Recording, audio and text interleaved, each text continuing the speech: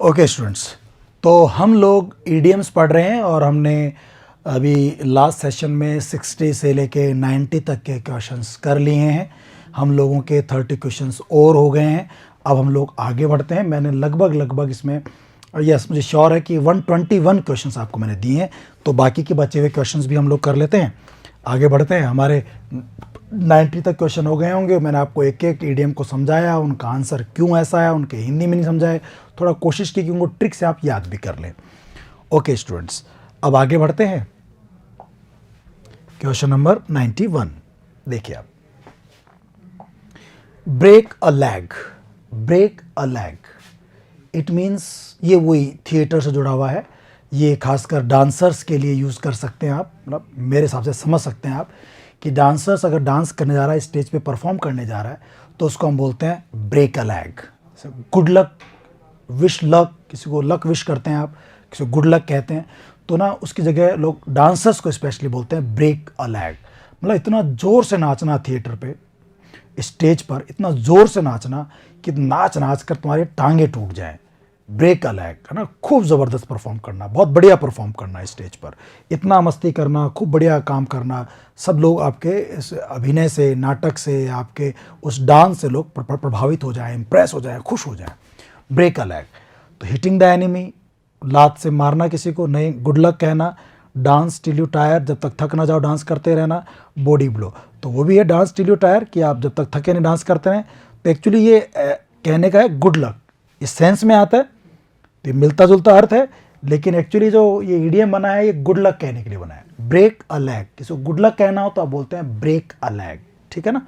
कैसे बना ईडियम, मैंने बताया आपको कि ये थिएटर पे जो डांसर्स वगैरह होते हैं उनके लिए बनता है कि आप खूब डांस करो, इतना डांस करो कि आपकी टांगे टूट जाए, थकने तक नहीं, थकने के बाद भी जब तक टांगे टूट जाए तब तक डांस करते रहो। ब्रेक अ लेग, खूब अच्छा परफॉर्म करो, गुड लक, ऐसा बोलते हैं।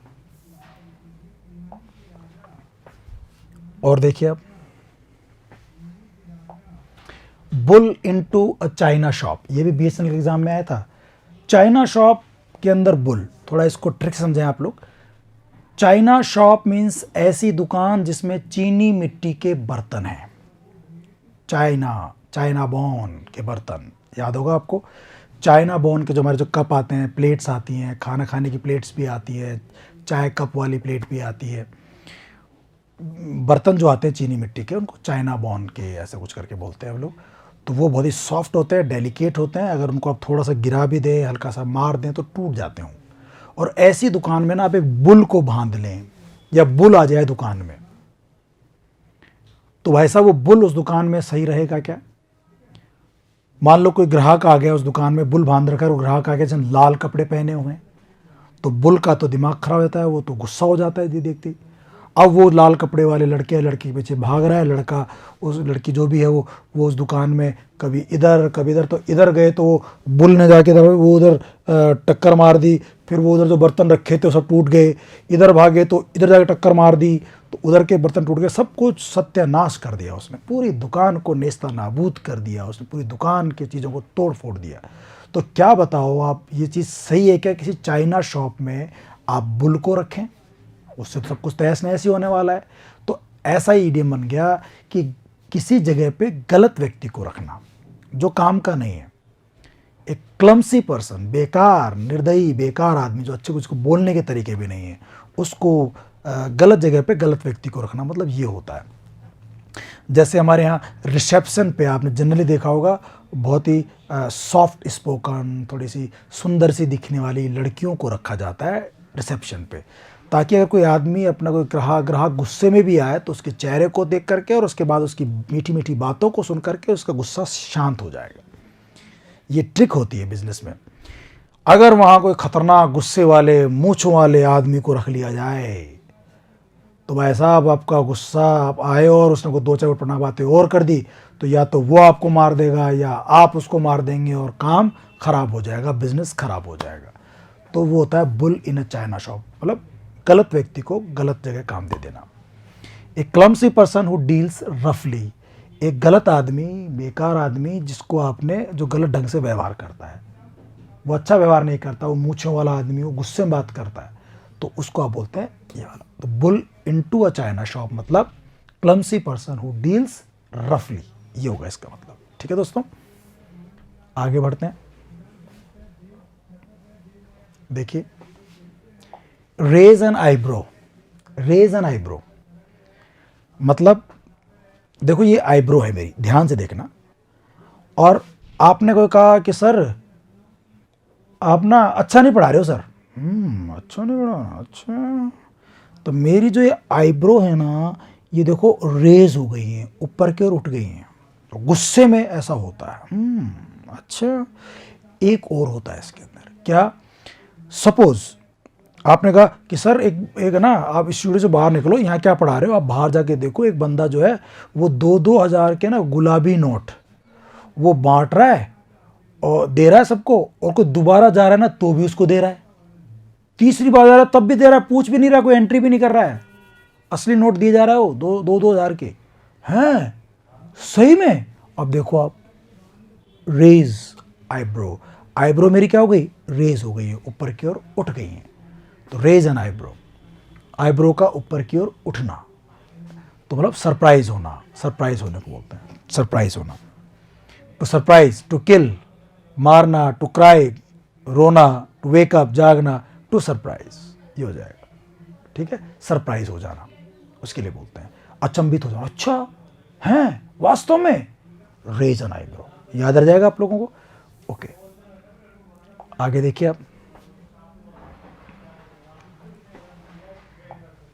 Stand on ceremony, stand on ceremony, जब आप किसी सेरेमनी में, जब आप किसी प्रोग्राम में जाते हैं ना, तो आप लोग ना बड़े तरीके से खड़े होते हैं, ऐसे खड़े होंगे, देश के देखेंगे, खाना भी खाएंगे तरीके से खाएंगे, कपड़े ढंग से पहन के जाएंगे, खड़े हो खाना खाएंगे, बैठेंगे तो सही तरीके से बैठेंगे, पता नहीं कौन उस सेरेमनी में आपको देख रहा हो और पता नहीं आप किसको देख रहे हो, इम्प्रेस जमा रहे हो, तो ना आपको बड़ा सलीके से तरीके से रहना पड़ता है। स्टैंड ऑन से मतलब बड़े फॉर्मलिटी के साथ रहना, बहुत ही ना ढंग से रहना। घर पे मतलब ढंग से रहते हैं, कैसे पढ़े हैं, कैसे खा रहे हैं, कोई कुछ नहीं देखने वाला, तो हम लोग अपने तरीके से रहते हैं, क्या पहन रहे हैं, कैसे खाना खा रहे हैं, बेड पे खा रहे हैं, सोफे पे खा रहे हैं, लेटे लेटे खा रहे हैं, वो कुछ नहीं। लेकिन वहाँ लेटे लेटे गार्डन में खाना खा सकते हो क्या आप? ठीक है ना, वहाँ ऐसा कर सकते हो क्या आप? नहीं होता है ना। तो वो जब आप किसी का फॉर्मल होते हो बहुत ज़्यादा, उसको बोलते हैं स्टैंड ऑन सेरेमनी, फॉर्मल होना। तो जब कोई आपके घर पर आया और वो भी ऐसे फॉर्मल हो रहा है, तरीके से बैठा है, ऐसे कर रहा है, तो आपने कहा please don't be formal, don't stand on ceremony, don't stand on ceremony, आप ऐसे ऐसे बिहेव मत करो, हाँ, बी इजी, बी कंफर्टेबल। तो stand on ceremony, casual approach with a reserve, lead from front, none of this, नहीं, casual approach, casual approach करते हैं आप किसी भी तरह। Formal, casual means formal, casual कपड़ों को बोलते हैं कैजुअल, फॉर्मल एक ही बात होती है। तो फॉर्मल तरीके से अप्रोच करना है ना, ऐसे थोड़ा सा फॉर्मल होना, उसको बोलते हैं स्टैंड ऑन सेरेमनी। और देखिए आप, show a clean pair of heels, show a clean pair of heels, heels हमारी एड़ियां होती हैं, क्लीन पेयर ऑफ हील्स, आपने अपनी हील्स का क्लीन पेयर दिखाया।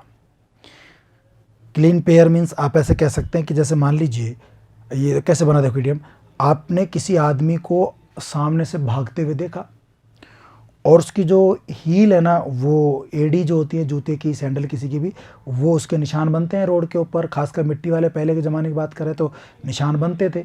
और कोई व्यक्ति गुजरा है, अभी अभी गुजरा है, तो उसके पैर के निशान दिखाई देंगे। अगर वो आधे घंटे बाद, 1 घंटे बाद गुजरा है, पहले गुजरा है, तो उसके बाद तो उसके ऊपर और भी कई निशान बन गए हैं ना। ऐसे मैंने ट्रिक बनाई अपने हिसाब से। तो अब कोई अभी अभी निशान दिख रहा है, इसका मतलब अभी अभी भागा है, वो अभी अभी गया है। तो to show a clean pair of heels, किसी को अपने क्लीन पेयर ऑफ हील्स दिखाना, मतलब आप वहां से रफू चक्कर हो गए, आप वहां से भाग गए, 9-2-11 हो गए। To show a clean pair मतलब टू रन अवे, भाग जाना, to run away, to show रफू चक्कर हो जाना, to show a clean pair of heels, रफू चक्कर हो जाना, उसके लिए यूज करते हैं। और देखिए आप, the gift of the gap, तो हम बात कर चुके हैं इसके। तो ये बोलने में कला होता है, वाक्पटु जो लोग कहते हैं, तो beyond control, to blunder, talent for speaking, बिल्कुल सही है, पहले भी आ चुका है, टैलेंट फॉर स्पीकिंग। जो बहुत बोलने में जो बहुत ज़्यादा एक्सपर्ट होते हैं उनको बोलते हैं द गिफ्ट ऑफ द गैब है उनके पास, ठीक है। जैसे हम कह रहे थे नरेंद्र मोदी के पास गिफ्ट ऑफ द गैब है, सिद्धू के पास गिफ्ट ऑफ द गैब, अब तो खैर उसके दिनमान ख़राब चल रहे हैं सिद्धू के, लेकिन हाँ बोलने में बहुत एक्सपर्ट है, गिफ्ट ऑफ द गैब है उसके पास। लॉयर्स के पास, टीचर्स के पास, लीडर्स के पास गिफ्ट ऑफ द गैब होना चाहिए, टैलेंट फॉर स्पीकिंग होना चाहिए। A miss is as good as a mile, बहुत अच्छा आइडियम है, बहुत अच्छा, आरजेएस के एग्जाम में आया था, आरजेएस प्री के एग्जाम में आया हुआ है। A miss is as good as a mile, क्या मतलब होता है इसका? देखिए, जैसे आप दौड़ लगा रहे हैं, सपोज कोई दौड़ में आप शामिल हो रहे हैं, आपको 100 मीटर की, 400 मीटर की, जितनी मीटर की दौड़ लगानी है, आप उसमें दौड़ लगा रहे हैं, कोई समय था उसमें आपको पहुंचना था, या लास्ट के शुरू के 3 को ही पहुंचना होता है, बाकी सब तो पीछे रह जाते हैं।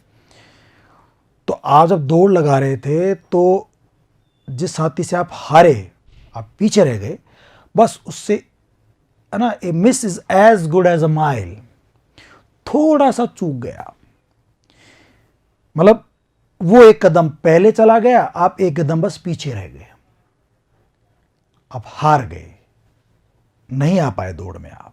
अब आपने कहा यार मैं थोड़ा सा ही तो चूका था, मिस, बस थोड़ा सा मिस कर गया। तो लोग बोलते हैं कि भाई मिस चाहे 1 इंच की हो, चाहे 1 कदम की हो, चाहे 1 मील की हो, हार तो हार होती है, पीछे रह तो गए ही ना आप। जीत का एक अलग मजा है, हार तो हार है, चाहे वो, है ना, परीक्षा में साहब मैं 2 नंबर से रह गया, अरे भाई 2 नंबर से रह गया लेकिन रह तो गया। A miss is as good as a mile, a miss is as good as a mile. हार तो हार होती है, फेलियर इज फेलियर, चाहे वो 1 इंच से चूके हों, मिस हुए हों, चाहे आप 1 किलोमीटर, 1 मील से चूके हों।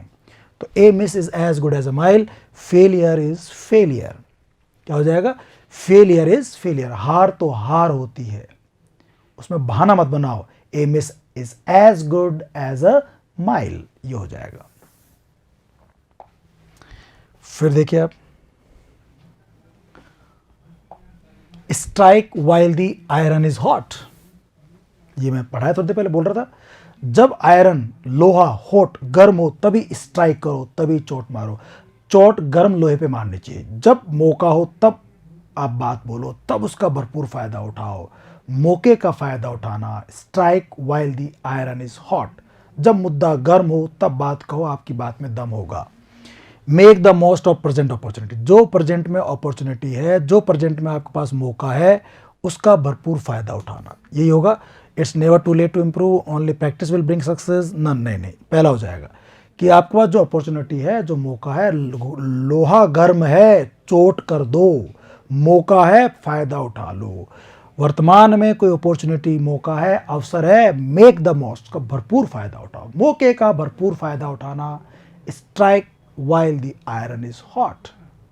एक कल आया था वो, make hay while the sunshine, make hay while the sunshine, जब सूरज चमक रहा हो तब चारा बनाओ, मौके का फायदा उठाओ, तो ये बात है, ये दोनों एक ही बातें हैं। ओके, आगे चलते हैं। A man of weight, a man of से बहुत सारे इडियम्स बनते हैं। Man of weight, a man of weight का मतलब वो आदमी जिसकी बात में वजन है। ए मैन ऑफ वेट, जिसकी बात में दम है, वजन है। हमारे घर में मैन ऑफ वेट वो लोग होते हैं जिनकी बात में दम होता है, जो उन्होंने जो कह दिया ना वो फाइनल है, वो लोहे की लकीर है, उसको आप लांग नहीं सकते। उन्होंने फिक्स द लिमिट कर दिया, उन्होंने एक ड्रॉ लाइन कर दी कि इसको अब आप कर नहीं सकते। जनरली हमारे घर में पिताजी या जो पुरुष प्रधान, जैसे हमारे जनरली समाज है, तो जो पिताजी दादाजी जो बड़े हैं घर में पुरुष, उनकी चलती है। अपवाद हर जगह होते हैं, कई बार कहीं महिला की भी चल जाती है, और कुछ राज्य, कुछ जगह, सोसाइटी ऐसी जहाँ चलती उन्हीं की है, पुरुषों की नहीं चलती है। तो मतलब जिसकी भी चलती है, चाहे वो आदमी हो चाहे औरत हो, औरत है तब भी उसको ए मैन ऑफ वेट ही कहेंगे, ए वुमेन ऑफ वेट नहीं कहेंगे। तो चूंकि वो आदमियों की चलती थी पुराने ज़माने में, सत्तात्मक सत्ता हुआ करती थी, पैट्रियार्की हुआ करती थी, तो उससे वो ईडियम वही बन गया, ए मैन ऑफ वेट, वो आदमी जिसकी बात में दम हो, जो घर में इंपॉर्टेंट आदमी हो, इंपॉर्टेंट पर्सन हो, उसको बोलते हैं। ए फैट पर्सन, मोटा आदमी नहीं, too truthful and trustworthy man, विश्वास लायक आदमी, मैन ऑफ इम्पोर्टेंस, वो आदमी जिसकी बात में इम्पोर्टेंस है, ए नोटोरियस मैन, एक कुख्यात बदनाम आदमी नहीं, ए मैन ऑफ इम्पोर्टेंस, वो आदमी जिसकी बात में इम्पोर्टेंस है, जिसकी बात को लोग महत्व देते हैं कि यार इस परिवार में ये कह रहा है तो इसकी बात चलेगी, इस संस्था में ये बात कह रहा है, इस ऑफिस में ये बात कह रहा है तो इसकी चलेगी। Man of importance, man of weight कहते हैं उसको, चाहे परिवार हो, चाहे कोई ऑर्गेनाइजेशन हो, कहीं पे भी हो, चाहे गवर्नमेंट हो। जैसे हम बात करें बीजेपी में नरेंद्र मोदी जो है, ये मैन ऑफ वेट है, कांग्रेस में सोनिया गांधी, ये मैन ऑफ वेट है। ये मैन ऑफ वेट औरत के लिए हो सकता है, वो मुहावरे हैं, चेंज नहीं होते। ये मैन तो मैन ही रहेंगे, वुमन नहीं होंगे, बस इंपॉर्टेंट पर्सन हो कोई। आगे देखिए, फूल्स पैराडाइज।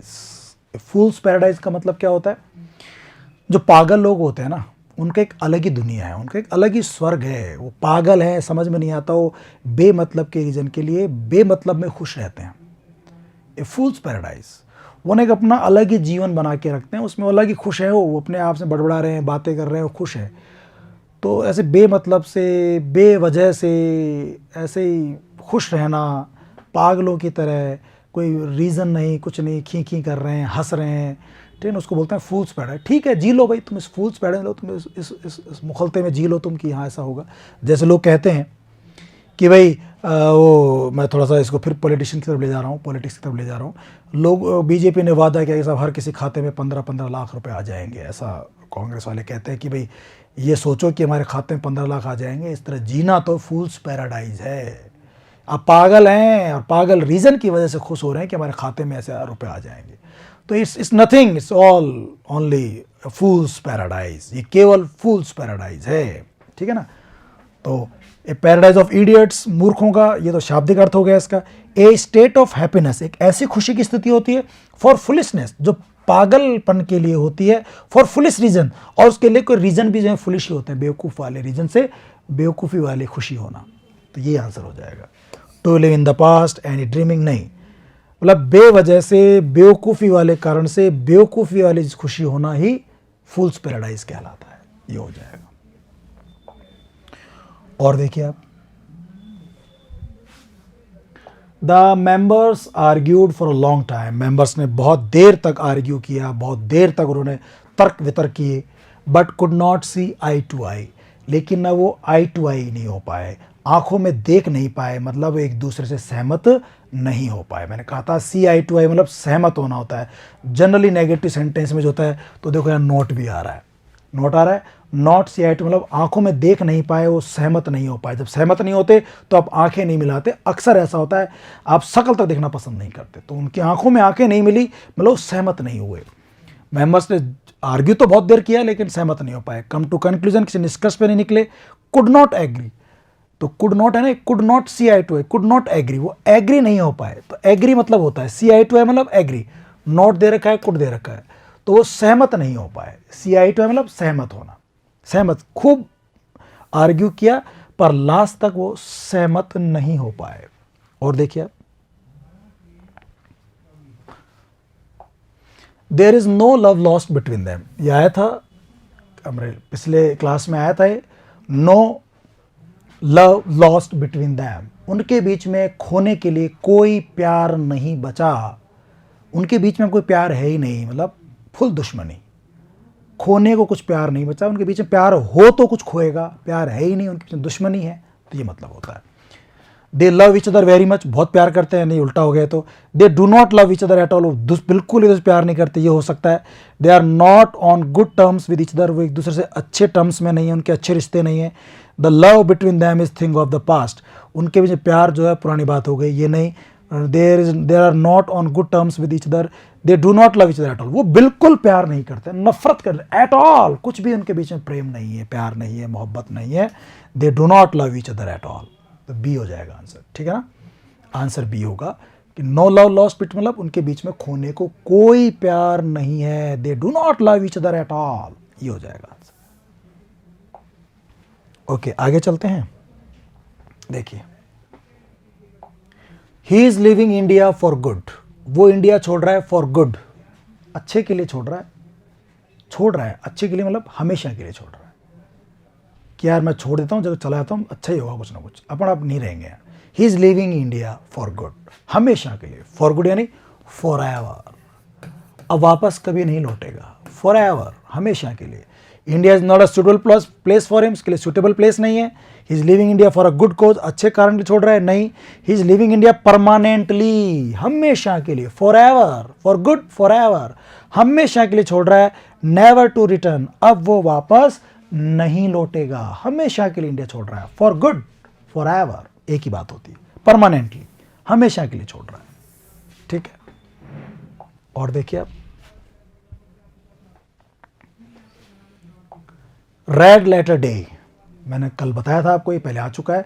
कैलेंडर में जो रेड लेटर डे होते हैं वो बहुत ही इंपॉर्टेंट डे होते हैं, तो इंपॉर्टेंट डे के लिए बोलते हैं red letter day, red colour day, rose day, important day, important day हो जाएगा। समझ में आ रहा है आपको? ओके, आगे चलते हैं। धड़ाधड़ क्वेश्चन सॉल्व हो रहे हैं हमारे, अगर आपने पढ़ रखे हैं तो मज़ा आता है। राइट हैंड मैन कौन होता है? ये मेरा दायां हाथ है। जैसे दायां हाथ आपका, जो लोग दाएं हाथ से काम करते हैं, स्पेशली जनरली लोग दाएं हाथ के होते हैं, बाएं हाथ के लोग बहुत कम होते हैं, तो मुहावरा से बना। दाएं हाथ मतलब जो आप सारे काम आप दाएं हाथ से करते हो मोस्टली, जैसे मैं राइट हैंड का हूँ तो मेरे सारे काम राइट हैंड से होते हैं। तो ऐसा कोई व्यक्ति, राइट हैंड मैन, आपका कोई ऐसा असिस्टेंट, आपका कोई ऐसा सहयोगी जो हमेशा आपके सारे काम करता हो, सारी मदद करता हो, अक्सर सारे काम आपके वही करता है।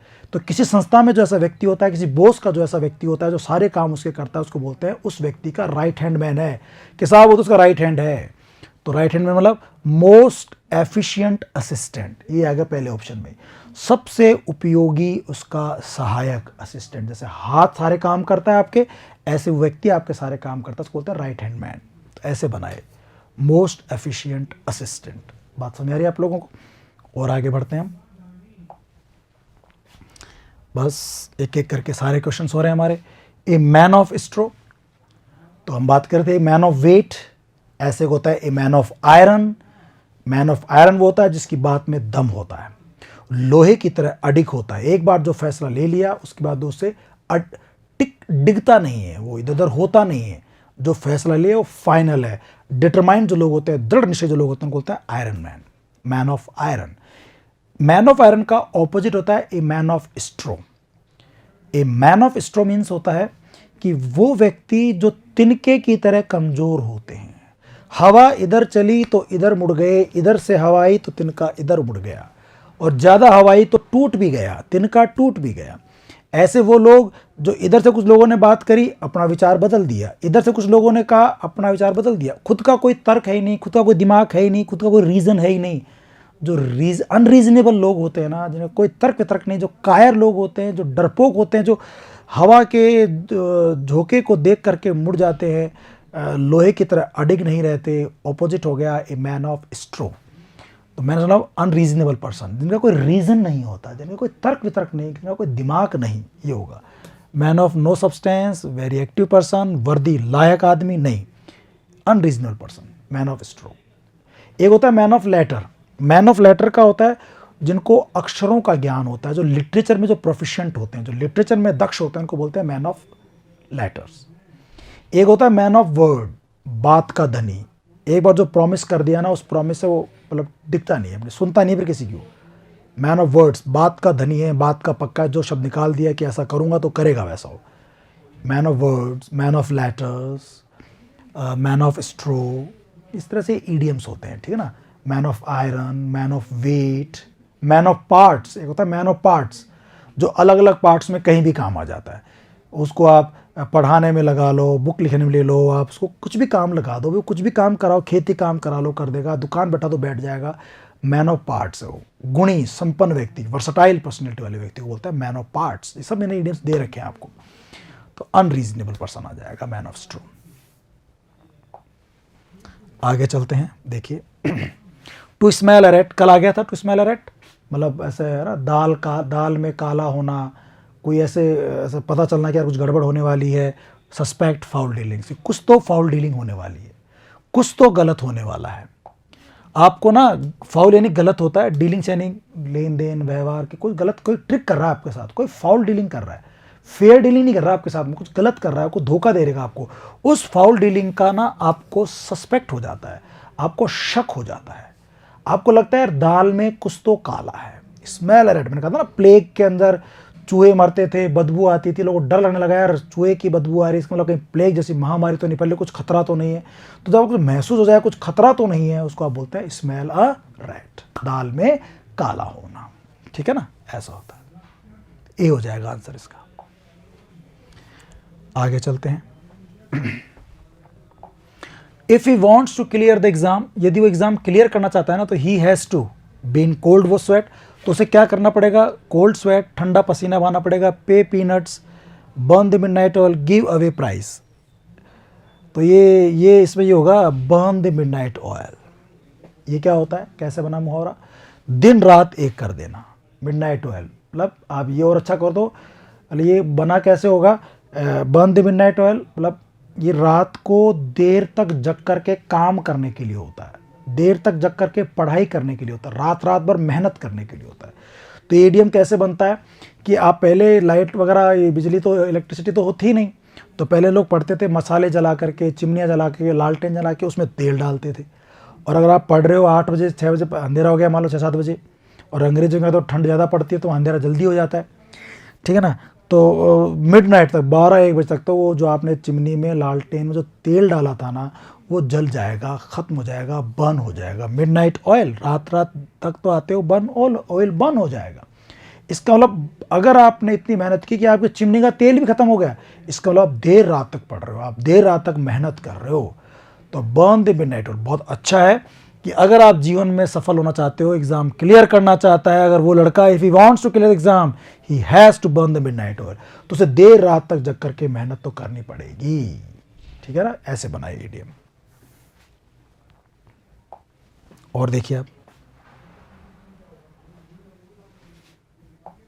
परफॉर्मिंग ऑन स्टेज, स्टेज पर परफॉर्म करना, उसके लिए फॉर मी, मेरे लिए, as I have no stage fear, मुझे ना कोई स्टेज फियर नहीं है, मुझे स्टेज पे ना जाने से डर नहीं लगता, तो मेरे लिए स्टेज पे परफॉर्म करना क्या है, ऑल ग्रीक टू मी, बहुत हार्ड है। ग्रीक टू मी मतलब हार्ड होना, नहीं हार्ड नहीं है, स्टेज फियर ही नहीं है, डर ही नहीं है, मुझे कुछ बुला लो कहीं पे, मेरे तो बहुत आसान है, तो ये नहीं होगा। एपल ऑफ वन आई, ये भी एक मुहावरा है, इसका मतलब है किसी आंख का तारा होना, very near and dear to someone, किसी के दिल के करीब होना, किसी का बहुत प्यारा होना, जैसे कि एक माँ के लिए उसका इकलौता बेटा एपल ऑफ आई होता है, ठीक है ना। कॉक एंड बुल स्टोरी, ऐसी कहानी जो मन गढ़ंत है, जो कहानी है ही नहीं, कि अब कहानी सुनाना शुरू करे कि एक बार एक मुर्गा था, कोक था, उसके रास्ते में जा रहा था, उसकी बुल सांड से मुलाकात हुई, दोनों की लड़ाई हो गई, बुल हार गया, कोक जीत गया, तो वही उल्टी सीधी कहानी सुना रहा आपको, यार क्यों फालतू मन गढ़ंत कहानी सुना रहे हो गुरुजी, ये कहानी है ही नहीं, ये कहानी तो ऐसी है ही नहीं, ऐसी कहानी बकवास कहानी क्यों सुना रहे हो हमारे को। तो actually I am telling you a cock and bull story, एक मन गढ़ंत कहानी है जो कहानी वास्तव में है ही नहीं। तो स्टेज पर परफॉर्म करना मेरे मन गढ़ंत कहानी नहीं बैठेगा। ए पीस ऑफ केक, हाँ ये हो सकता है, ये आंसर होगा। केक का पीस आपको दिया, केक बहुत ही सॉफ्ट होता है, उसको खाना आपके लिए बहुत आसान है, bed of roses, a piece of cake, तो वही बात हो गई, केक का पीस खाना आपके लिए बहुत आसान है, उसी प्रकार से आपके लिए जो है क्या बोलते हैं, स्टेज पर परफॉर्म करना बहुत आसान है, क्योंकि आपको स्टेज तो फियर है ही नहीं। ए पीस ऑफ केक बहुत आसान काम, कॉक एंड बुल स्टोरी मन गढ़ंत कहानी, एपल ऑफ वन आई किसी के आँख का तारा होना, बहुत प्यारा होना, और ऑल ग्रीक टू मी मतलब मेरे लिए कोई चीज़ बहुत ज़्यादा कठिन होना। तो आंसर आ जाएगा piece of cake. I hope समझ में आ गया आप लोगों को। ओके आगे चलते हैं हम। देखिए हॉब्सन चॉइस, हॉब्सन एक घोड़ा बेचने वाला था, मिथोलॉजी में अगर हम बात करें, एक घोड़ा बेचने वाला था, और वो घोड़े बेचता था उस राज्य में, जिसको भी घोड़े खरीदने थे वो हॉब्सन के पास ही जाते थे, और कोई चॉइस थी नहीं आपके। अब वो घोड़ा महंगा बेचे सस्ता बेचे, यू हैव नो चॉइस, वो आपको लंगड़ा घोड़ा दे, खराब घोड़ा दे, अच्छा घोड़ा दे, यू हैव नो चॉइस, वो दे वो ना दे उसी की इच्छा है, और आपका कोई ऑप्शन नहीं है ना। वो कहते हैं ना कि आपके लिए तो ये मजबूरी वाला काम है, तो ऐसा काम जो मजबूरी में करना पड़ता है उसको बोलते हैं हॉब्सन चॉइस। जैसे आप किसी टूरिस्ट प्लेस पे चले जाइए और वहाँ ना लोग 10 रुपए की मैगी को भी ना 100 रुपये में बेच देते हैं, और उस जगह पे बनाने वाला वो अकेला ही और कोई है ही नहीं बनाने वाला, तो आपको वही खरीदना पड़ेगा, because you have Hobson choice, आपके पास हॉब्सन चॉइस। तो हॉब्सन चॉइस मतलब क्या होता है दोस्तों, एक्सीलेंट चॉइस नहीं, एक्सेप्ट और लीव द ऑफर, कि या तो जो ऑफर दे रहा है वो ऑप्शन, या तो उसको एक्सेप्ट कर लो या लीव कर दो, आपके पास कोई दूसरी चॉइस नहीं है। तो ये हो सकता है फीलिंग ऑफ फियर, डर का भावना, फीलिंग ऑफ जॉय, नहीं, एक्सेप्ट और लीव दी ऑफर। या तो आप ऑफर को एक्सेप्ट कर लो, स्वीकार कर लो, या लीव, या छोड़ दो, बस दोनों से एक ही, या तो ले लो या तो मत लो, ऑप्शन चॉइस है, मजबूरी है, उसके लिए आप करते हैं यूज। ठीक है दोस्तों, अब देखिए आप नेक्स्ट,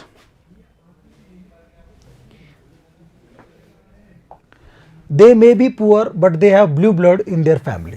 वे गरीब हो सकते हैं लेकिन उनके परिवार में ना ब्लू ब्लड है। ब्लू कलर जुड़ा है रॉयल से, रॉयल्टी से, रॉयल ब्लड है, मतलब उनके अंदर एरिस्टोक्रेसी है, शाही परिवार का खून है उनके अंदर, रॉयल ब्लड है। बैड ब्लड, एनमिटी, दुश्मनी, एरिस्टोक्रेसी मतलब अमीरियत, एरिस्टोक्रेसी, राजशाही, राजशाही खून है उनके अंदर, वो राजशाही परिवार से बिलोंग करते हैं, रॉयल फैमिली से बिलोंग करते हैं, भले ही गरीब हैं।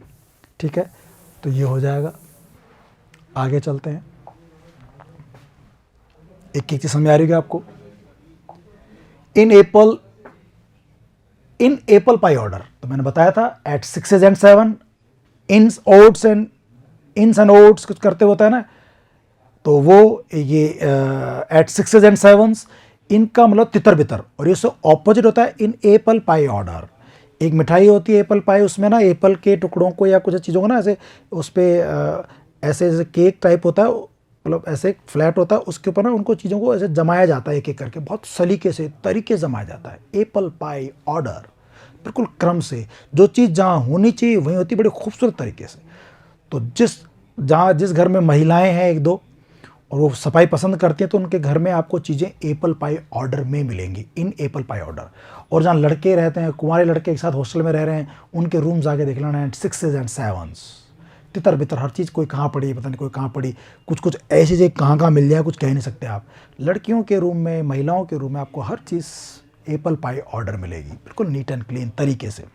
Last in the sequence by government order, everything in its place, neatly demolished, बहुत सुंदर तरीके से बर्बाद किया हुआ, नहीं, एवरीथिंग इन इट्स प्लेस, हर चीज़ आपको उसकी जगह मिलेगी। जहाँ कपड़े हो तो वहीं रहेंगे, बुक्स की जगह पर रहेंगी, खाने से, तो हर चीज़ अपने अपने प्रॉपर जगह पर मिलेगी। उसको बोलते हैं एप्पल पाई ऑर्डर। जो चीज़ जहाँ होनी चाहिए वो वहीं मिलेगी। आ गया, इसका ऑपोजिट होता है एट 6 and 7। और देखिए आप, फेदरिंग वंस नेस्ट, फेदर पंख होते हैं, पंखों को संवारना, आंजी लगा दिया तो संवारना हो गया। फेदरिंग वंस नेस्ट, ये जो पक्षी होते हैं ना, अपने नेस्ट को बनाने के लिए पंख लगाते हैं, और पंख खुद के तौर पर लगाएंगे नहीं, दूसरे पक्षियों के पंख लेकर के अपने नेस्ट को बनाते हैं, अपने घोंसले को बनाते हैं। तो दूसरों की चीज़ को लेकर के अपना घर बनाना, लोगों के पैसे से अपना घर भरना, जो नेता, जो बड़े बड़े ये जो गवर्नमेंट एम्प्लॉयज़ हैं, खासकर जो बड़े बड़े नौकरशाह हैं, जो भ्रष्ट हैं, वो लोग ना पब्लिक फंड से, गरीब लोगों के पैसे से, सरकार जो पैसा गरीबों के लिए रिलीज़ करती है उस पैसे से ना वो लोग बेईमानी करके अपना घर बनाते हैं, अपना घोंसला बनाते हैं, अपना नेस्ट बनाते हैं, उसमें पंख लगा करके उस घर को तैयार करते हैं। तो दूसरों के पैसों से अपने घर को तैयार करना।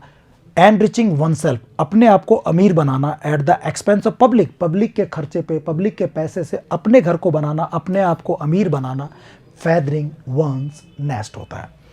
FCI एग्ज़ाम में आया था, जो फूड जो कॉरपोरेशन जो है ऑफ इंडिया, उसका जो डिपार्टमेंट है, वो देखो उसमें भी क्वेश्चन इस तरह से ईडियम्स के क्वेश्चन आते हैं और इस तरह से हमको सॉल्व करने होते हैं। तो अगर आप शब्दों को थोड़ा पकड़ लेना तो इजी है, ईडियम्स थोड़ा इजी है याद करना, इंटरेस्टिंग टॉपिक भी है। He refuse to be led by the nose, आपने देखा होगा जानवरों को, हमारे यहाँ जो बैलगाड़ी, ये जो ऊँट गाड़ी होती है, जो जानवर होते हैं ना, हाँ दोस्तों, तो हम बात कर रहे थे कि हमारे यहाँ जो जानवर होते हैं ना, उनको बैलगाड़ी है, ऊँट गाड़ी है, उनको क्या करते हैं हम लोग, ऐसे ना नाक में वो नकेल डालते हैं, नाक में बैल में, ऊँट में देखा होगा आपने, और फिर वो रस्सी सी जाती है यहाँ नाक में कुछ करके, लकड़ी की ठूस करके उसको रस्सी से बांध करके पी जाती है, और वो पीछे पकड़ता है उसको, बैलगाड़ी चलाने वाला आदमी। और वैसे जानवर बड़ा होता है, उसको मारोगे दर्द नहीं होता, लेकिन उसको पकड़ के नाक खींचोगे ना उस नकेल से, तो इधर मोड़ोगे इधर घूम जाएगा, इधर मोड़ोगे इधर घूम जाएगा, तो आप उसको लीड कर रहे हो उसकी नाक से। लीड का सेकंड फॉर्म लेड हो गया, lead led led. Lead by the nose, किसी को उसकी नाक से नकेल से हाथ में रख के कंट्रोल करना, किसी की नकेल अपने हाथ में रखना, मतलब किसी कंट्रोल अपने हाथ में रखना। जैसे हमारे यहाँ परंपराएं हैं कि जो पति होते हैं अपनी बीवी की नकेल अपने हाथ में रखते हैं, माँ बाप अपने बच्चों की नकेल अपने हाथ में रखते हैं, टीचर स्टूडेंट्स की नकेल अपने हाथ में रखते हैं। Lead by the nose second form हो गई, या पैसिव हो गया to be led by the nose. He refuse, उसने मना कर दिया कि कोई उसका नेतृत्व किससे करे, उसकी नाक से करे। लीड बाय द नोज, उसको पकड़ करके उसको ना ऐसे करे। उसने मना कर दिया कि भाई मैं तेरी बात नहीं मानूंगा, मैं तेरा गुलाम नहीं बनूंगा, तू जैसा कहेगा वैसा नहीं करूंगा मैं। फॉलो लाइक एन एनिमल, जानवर की तरह फॉलो करना, हाँ थोड़ा बहुत हो सकता है। बी ट्रीटेड एज अ फूल, किसी को पागल की तरह ट्रीट करना नहीं। फॉलो सबमिसिवली, हाँ ये और अच्छा वर्ड है। सबमिसिवली मतलब होता है चुपचाप, दब्बूपन से, कुछ ना कहना। सबमिसिवली कि आप ना दब्बू तरीके से, बिना उसके आदेश को, मतलब ऐसे चुपचाप बिना कुछ बोले, बिना विरोध करे किसी को फॉलो करना। जैसे जानवर कुछ बोलता नहीं है बेचारा, जैसे जिधर मोड़ते हो उधर वो मुड़ जाता है, जिधर ले जाते हो उधर चला जाता है, जब तक वो थकता मरता नहीं है तब तक वो चलता रहता है। तो ऐसे फॉलो करना, सबमिसिवली, बिल्कुल चुपचाप, दब्बू तरह, डरपोक तरीके से। सबमिसिव यानी डरपोक तरीके से, दब्बू तरीके से, उसके लिए बोलते हैं। तो ये आ जाएगा इसका आंसर। और देखिए आप, when they immigrated to a new country, जैसे वो न्यू कंट्री में गए। इमिग्रेटेड यानी अंदर जाना, किसी देश के अंदर जाना काम करने के लिए। जैसे भारत छोड़ के कोई अमेरिका जाए तो अमेरिका के लिए वो इमिग्रेटेड है, ठीक है। When they immigrated to a new country, जब वो नए देश में गए ना काम के लिए, जैसे भारत से कोई इंडिया में, इंडिया से कोई अमेरिका चला जाए। इट इज़ सेफ टू से, ये कहना सेफ है कि they did it for loaves and fishes, कि वो ऐसा क्यों करते हैं, अपने लॉव्स एंड फिशेज के लिए। लॉफ होता है रोटी का टुकड़ा, रोटी। फिश यानी सब्जी बनती है, उसे मछली सब्जी बनाती है, रोटी सब्जी, पर रोटी के लिए, अपने जीवन जीने के लिए, रोजी रोटी के लिए वो गया है। अगर कोई देश छोड़ के दूसरे देश जा रहा है, इसका मतलब अपनी रोजी रोटी ले जा रहा है, अपने बेचारा पेट भरने के लिए जा रहा है, वो कुछ कमाने के लिए जा रहा है। तो हैप्पीनेस, खुशी के लिए जा रहा है। ऑनेस्ट रीजन, ईमानदार कारण के लिए जा रहा है।